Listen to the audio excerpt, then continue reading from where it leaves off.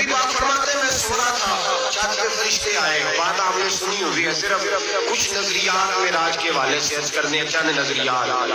نبی پاک فرماتے ہیں حضرت جبریل نے چھت کے اوپر سے انہوں نے تھوڑا سا حصہ کھولا، چھت پھاڑی. ہمارے نا دیہاتوں میں لکڑی کی جو چھت ہوتی تھی نا، اس پہ ایک بندہ بھی اگر چلتا تھا نا تو گھر کے جو بزرگ ہوتے تھے کہتے تھے پتہ کرو چھت پہ بندہ ہے کوئی. ایک آدمی فٹافٹ بزرگ جاگ جاتے تھے، کہتے پتہ کرو بھائی. بلکہ ساتھ والے کو آواز دیتے تھے، دروازہ کھولتے تھے. ہوتا تھا کہ نہیں ہوتا تھا؟ ہو رہا ہوتا تھا. او بھائی 1.5-2 لاکھ بندہ چھت پہ چلے. اللہ کے رسول فرمانے میں سو رہا ہوں. چھت پھاڑ دی، حضرت جبریل آ گئے. نبی پاک صلی اللہ علیہ وسلم کے پاس 70 ہزار فرشتہ ساتھ ہے. آ کے کھڑے ہو گئے، میکائیل سے اسرافیل سے مشورہ کر رہے ہیں حضور کو کیسے جگائیں. نبی پاک فرماتے ہیں میں سو رہا ہوں.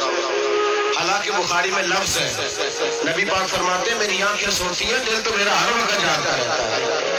نبی کریم سید عالم صلی اللہ تعالی علیہ وسلم فرماتے ہیں میں سویا رہا. اب حضور آرام کہاں کر رہے تھے؟ زمین پہ. آرام کہاں کر رہے تھے؟ حضور علیہ السلام زمین پہ آرام کر رہے تھے. جناب جبریل جھکے. کتنا جھکے کہ حضور کے قدم ہی چوم لیے.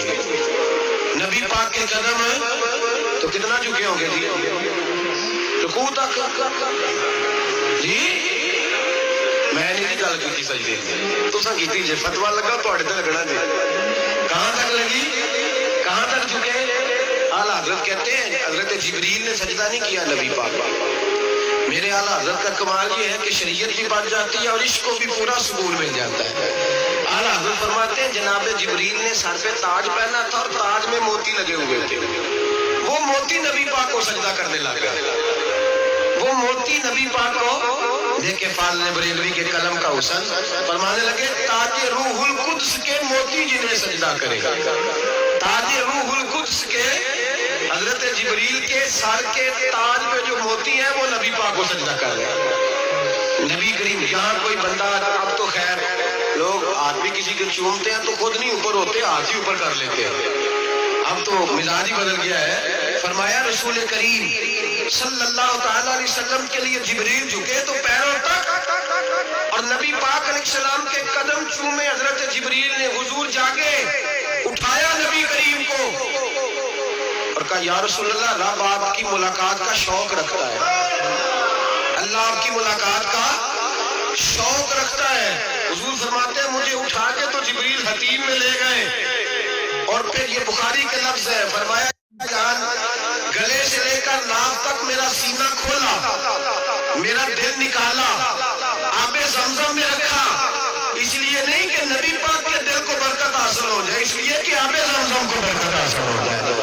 امتی رج رج کے پیے کہ یہ وہ والا زمزم ہے جس نے ہمارے مصطفیٰ کے قلب اطہر کو چھوڑا ہوا ہے. نبی پاک صلی اللہ علیہ وسلم فرماتے ہیں میرے سامنے کھولا اور میں دیکھتا بھی رہا. دل کھل گیا، سینہ کھل گیا اور میں دیکھتا بھی رہا. اور نبی پاک فرماتے ہیں خون بھی نہیں نکلا، اس لیے کہ حضور کی حقیقت نور ہے. نبی پاک کی حقیقت نور ہے. ورنہ بشر کے حضور اگر صرف بشر ہوتے تو کٹ بھی لگے تو خون نکل آتا ہے. میرے رسول کریم سید عالم صلی اللہ علیہ وسلم فرماتے ہیں پھر جبریل امین مجھے براق پہ بٹھانے لگے. خچر سے چھوٹا تھا، گدھے سے بڑا تھا اور بجلیوں کا بنا ہوا تھا. جہاں اس کی نظر جاتی تھی وہاں اس کا قدم جاتا تھا. نبی کریم فرماتے ہیں مجھے بٹھانے لگے تو میں رک گیا. میں نے کہا میں نہیں بیٹھتا. یا رسول اللہ کیا ہوا؟ فرمایا اللہ فرماتے ہیں یوم نسوق المجرمین الی جہنم وردا. جب آپ کے امتی نکلیں گے قبروں سے تو ڈنڈے مار مار کے لے جائے جائیں گے. پہلے رب میرے ساتھ وعدہ کریں کہ جب میرے غلام قبروں سے نکلیں گے تو انہیں بھی براق عطا کریں گے. پہلے وعدہ کریں. حضرت جبریل کہتے ہیں میں وہی کھڑا تھا. رب کریم نے کہا چل وعدہ کر لے یوم نحشر المتقین الی الرحمن وفدا. محبوب جب تیرے فرما بردار قبروں سے نکلیں گے تو میں سب کو براق عطا کر دوں گا، سب کو براق دے دوں گا. نبی کریم فرماتے ہیں میں براق پہ بیٹھا. سفر شروع ہوا.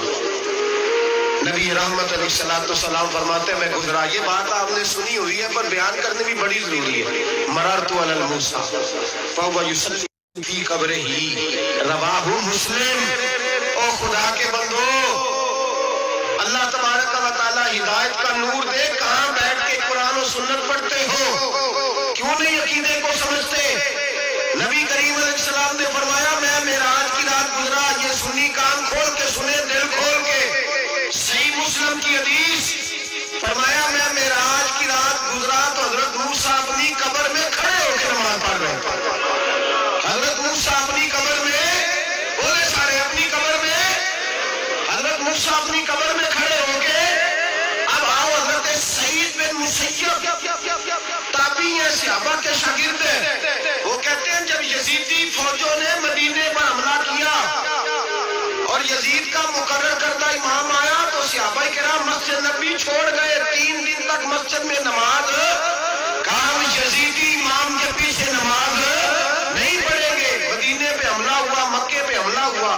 حضرت سعید بن مسیب کہتے ہیں میں دیوانہ بن کے, مجنون بن کے اندر گھس گیا. یزیدی فوجیں سمجھی میں دیوانہ ہوں, شاید پاگل ہوں, مجھے انہوں نے تکلیف کوئی نہ دی. فرماتے میں نبی پاک کی قبر کے ساتھ ایک لگا کے بیٹھا تھا. زور کا وقت ہوا تو میں رونے لگ گیا. اب میں نماز کیسے پڑھوں گا, اذان کا کیسے پتہ چلے گا.